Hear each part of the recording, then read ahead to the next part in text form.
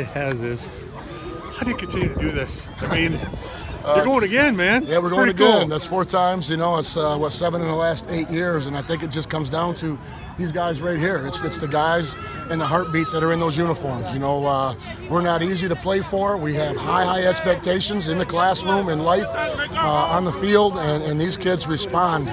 That's the only difference between us and any other team is the fact that our kids step up to our expectations and continue to raise the bar. And if I can say that, I've got a few on this team that aren't even happy with my expectations for them. They want more.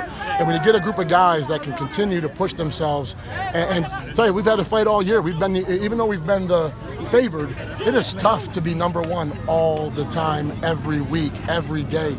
And these kids are just resilient, you know, and I'm who I am. Today I'm a better father because of them, and I'm a better man and a better coach because of the men that wear this jersey.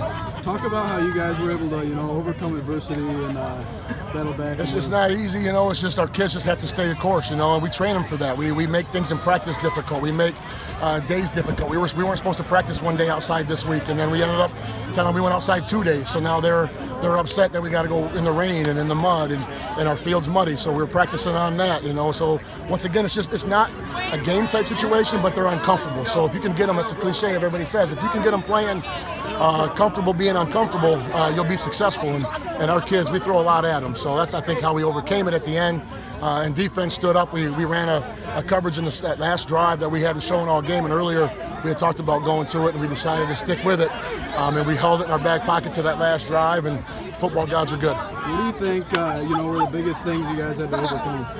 Just the law of being, in a battle. They were big up front. They're a big team. They're a physical team. I know they scout us all the time. They got a great coaching staff, and they're physical. They're big. We knew that D-line was probably the best. I knew EGR was really good, but we had said coming into this game that those 4 or 5 dudes they had long, 6'7", 6'6", 260, 250, and man, they run around. And and I feel like they've been preparing for us ever since we beat them in 17 because they had a lot of our stuff licked, and hats off to them. The message to your team after the game, just where'd that come from? Just that we always talk about before we leave, we meet on the 50-yard line at Hackley, and then we'll talk about being a family and sticking together. And that, we did a demonstration one time with 11 pencils. If 11 pencils stay together, you can't snap them. But if you take a pencil out, and that will snap easy, then another pencil, next pretty know, the 7 or 8 or left will snap. And the same with a hand.